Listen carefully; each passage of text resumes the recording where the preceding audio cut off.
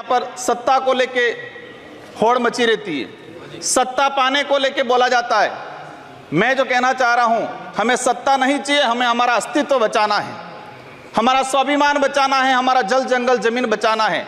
और देखा गया देश के अंदर आदिवासी समुदाय जल जंगल जमीन की बात करता है तो उसको नक्सलवाद का ठप्पा दे दिया जाता है। आदिवासी समुदाय कोई ईसाई धर्म अपना रहा है, कोई हिंदू धर्म अपना रहा है, अलग अलग जगह बटा हुआ है। आदिवासियों की आइडेंटिटी, उनकी पहचान खत्म हो रही है। आदिवासी समुदाय अपनी पहचान बचाने को लिए लड़ रहा है और लंबे समय से कह रहा है कि आदिवासियों की अलग से जनगणना कॉलम होना चाहिए, धर्म कोड होना चाहिए। हम कहते हैं हमें किसी धर्म में नहीं रहना है, हमको आदिवासी है, आदिवासी रहने दिया जाए।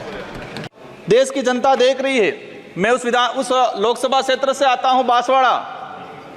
मैं बांसवाड़ा डूंगरपुर की जनता को धन्यवाद देना चाहता हूं जिन्होंने मुझे चुन के भेजा।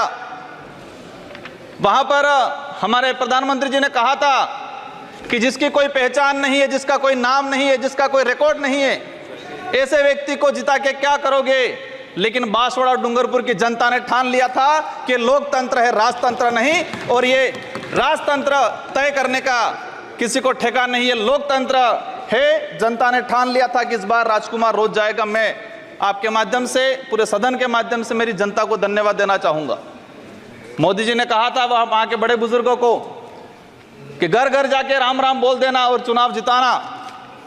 वहां के बड़े बुजुर्गों ने ठान लिया और कह दिया था, और मेरे माध्यम से और आपके माध्यम से संदेश पहुंचाया है उन तक। मुझे कहा था मोदी जी को कह देना कि देश के आदिवासियों को उजाड़ने का काम पिछले 10 सालों में हुआ है। देश के अंदर धर्म की राजनीति हुई है। देश में 15 लाख रुपए बेरोजगारों को नौकरी देंगे यूं करके 10 साल राज किया है। इस बार हम सबक सिखाएंगे।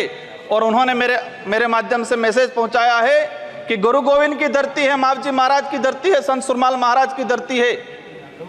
मानगढ़ दाप में 1500 आदिवासी शहीद हुए थे। मोदी जी 2 बार आए, लेकिन मानगढ़ के लिए, आदिवासी समुदाय के लिए एक शब्द नहीं बोल के गए, कुछ नहीं करके गए। तो उन्होंने मैसेज पहुंचाया है कि आदिवासी समुदाय जाग गया है और अब वो आदिवासी समुदाय नहीं रहा जो बहका में आ जाएगा और वोट दे देगा। माननीय सभापति महोदय, जो वर्तमान स्थिति बनी है बजट के अंदर, मैंने देखा धातुओं का खनन को लेकर उद्योगपतियों को टैक्स में छूट दी गई। लेकिन ये खनन कहाँ हो रहा है?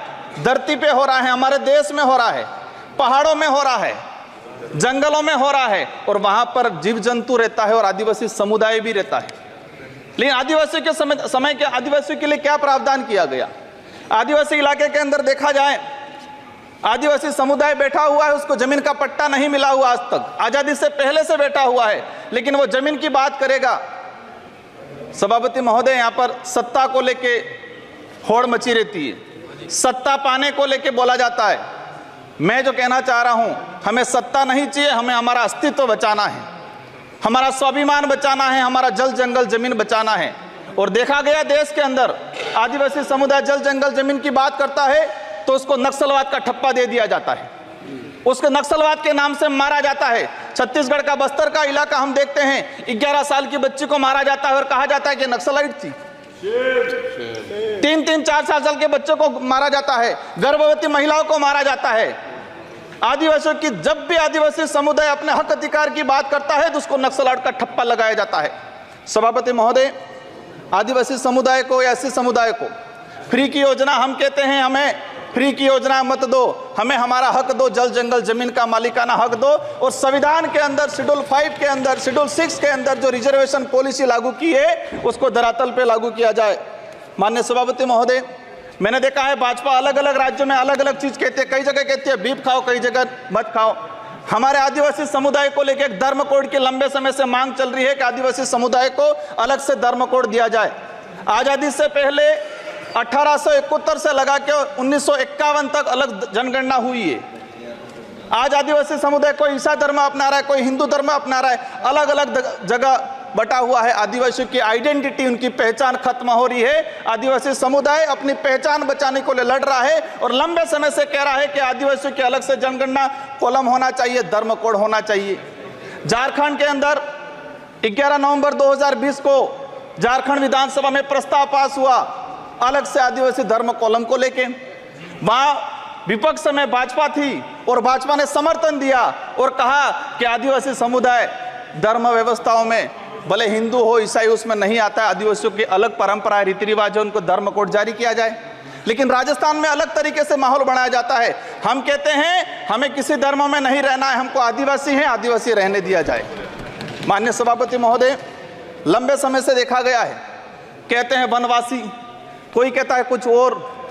हम कहते हैं हमारी जो आइडेंटिटी है, हमारा जो देखा गया है कई बार कि जो व्यवस्था बनी है उस व्यवस्था के अंदर हम कई बार कहते हैं हमें कुछ मत दो एजुकेशन को लेकर। नई शिक्षा नीति, मुझे लग रहा है अभी घंटी बजने वाली है, मैं 2 मिनट में मेरा समाप्त करूंगा। नई शिक्षा नीति के तहत यह प्रावधान किया गया है कि 6 साल का बच्चा होगा, इसके बाद उसको पहली क्लास में एडमिशन दिया जाएगा। माननीय सभापति महोदय, मैं कहना चाह रहा हूं निजीकरण को बढ़ावा देने का तरीका है ताकि प्राइवेट संस्थाएं खत्म हो, सरकारी संस्थाएं खत्म हो, प्राइवेटकरण हो। यह कहा गया है